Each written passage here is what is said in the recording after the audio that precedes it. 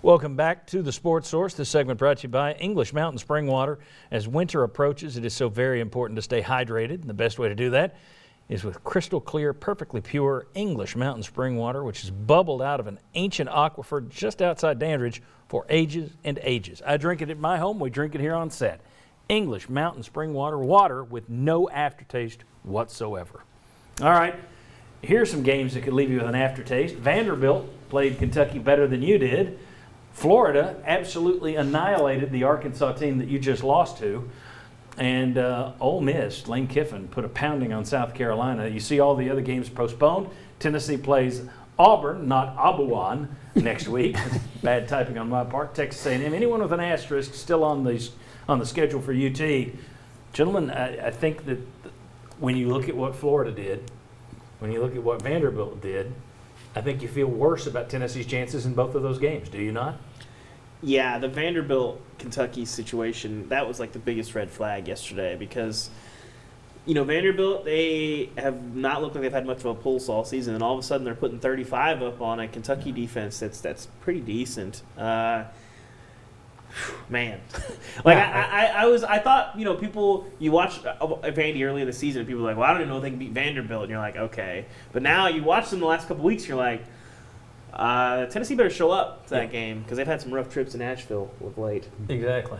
Yeah, that's what scares you in that game is which team is more likely to be more motivated, especially if Tennessee doesn't have a win against Auburn going into that one. Yeah, that's a real fear. The good news is Kyle Trask only threw one touchdown past the second half. He only had like five in the first half. And the other good news is you're not playing Ole Miss. Yeah, that would be rather ugly this year, it looks. All right. Let's take a look at the Beat the House standings. Here's where we stand. It's the same as where we stood last week since the game was canceled or postponed.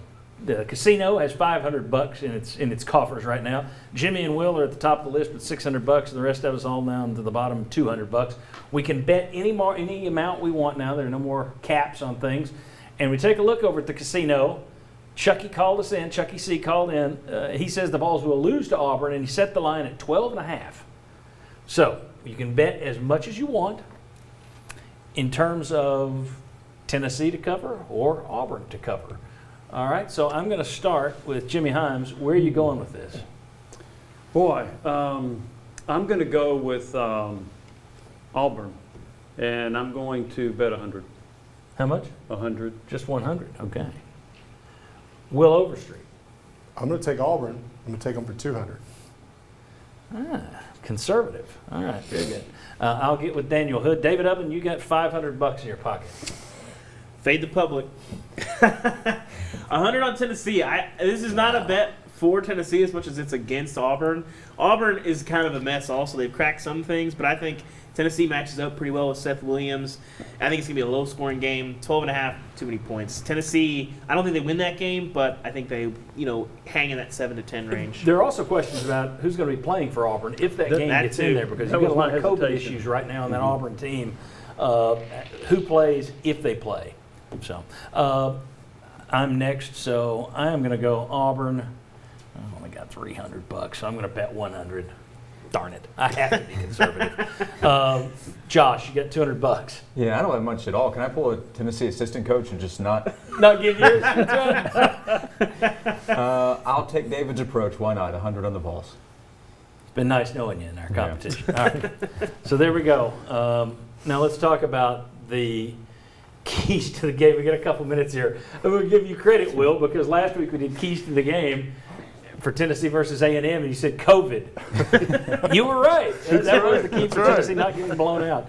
Right. Keys for getting past Auburn. They aren't A&M, no question. No, yeah. They're not as good as A&M, but it's running the ball. You got to be able to do that. This offense has to be able to that. They got to be able to control the clock.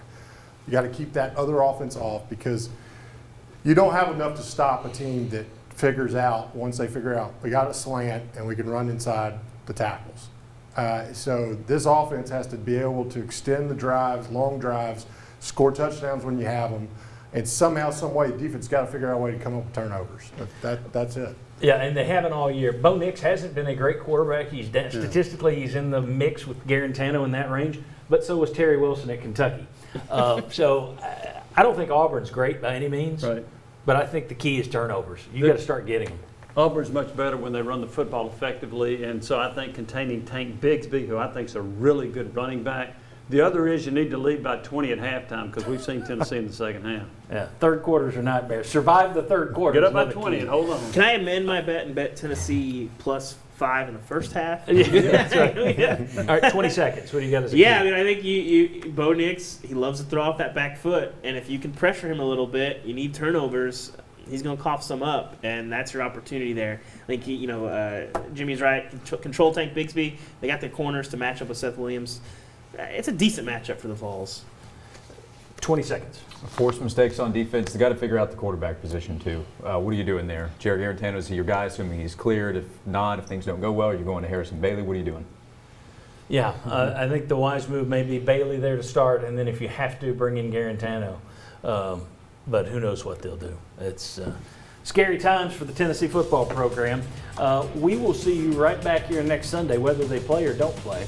And we'll be talking about the Tennessee program. Probably talk, if they're not playing, we'll talk a little basketball as well. But we'll see you right back here next Sunday. Thanks for joining us. Thanks for supporting our sponsors. Take care of yourself.